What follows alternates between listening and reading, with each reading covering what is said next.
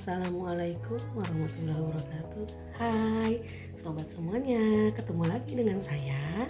Dalam video kali ini saya akan bahas materi tentang perkembangan iptek dunia serta dampaknya bagi Indonesia. Dunia semakin berkembang bersamaan dengan berkembangnya ilmu, pengetahuan, dan teknologi yang semakin pesat.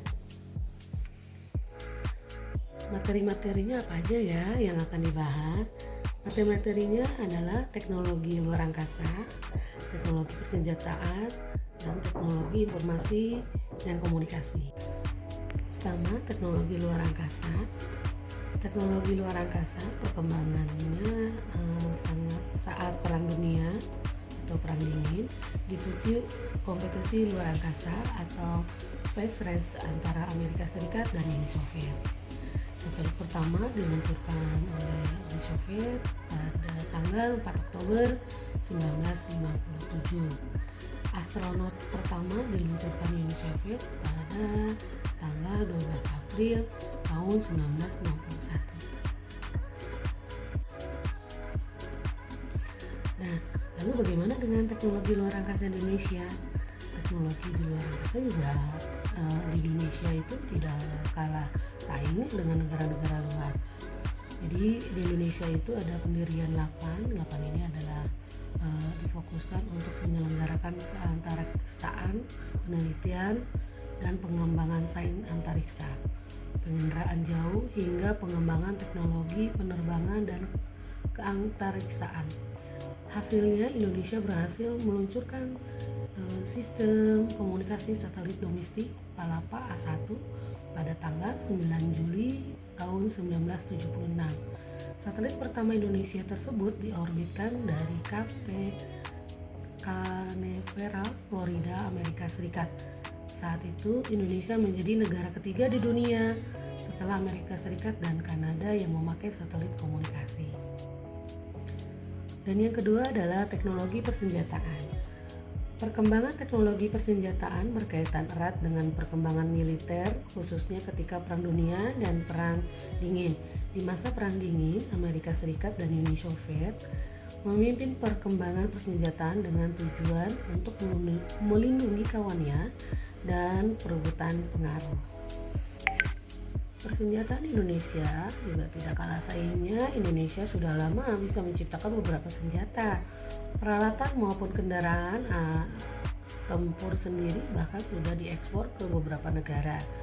Kualitasnya juga tidak kalah saing dengan buatan luar negeri.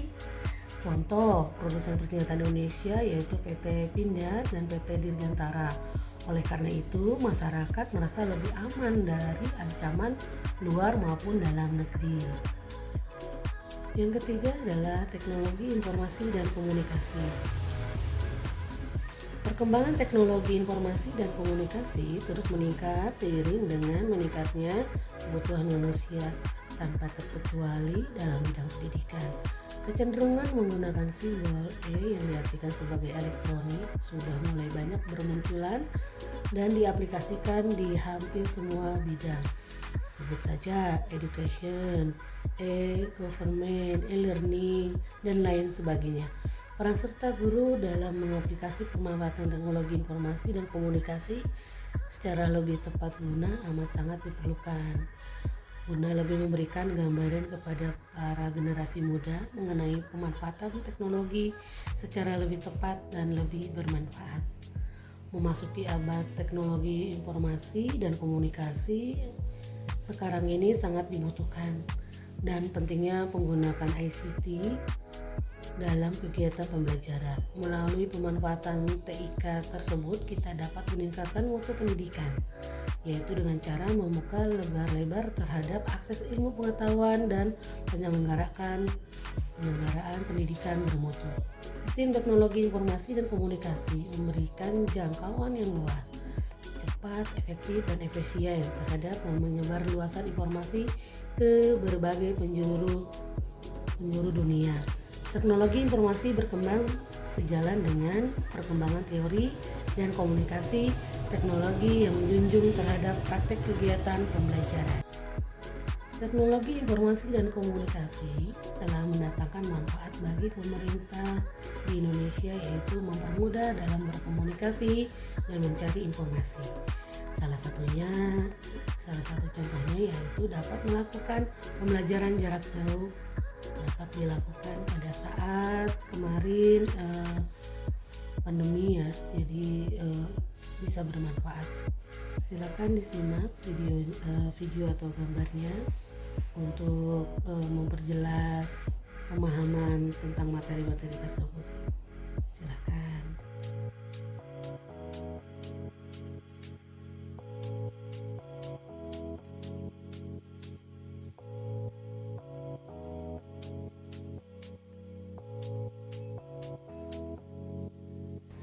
Oke, terima kasih pembahasan materi ini sampai di sini.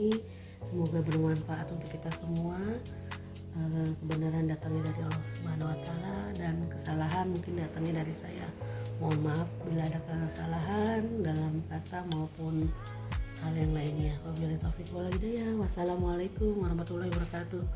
Tunggu lagi dengan pembahasan yang lainnya. Oke, bye bye. Tunggu ya.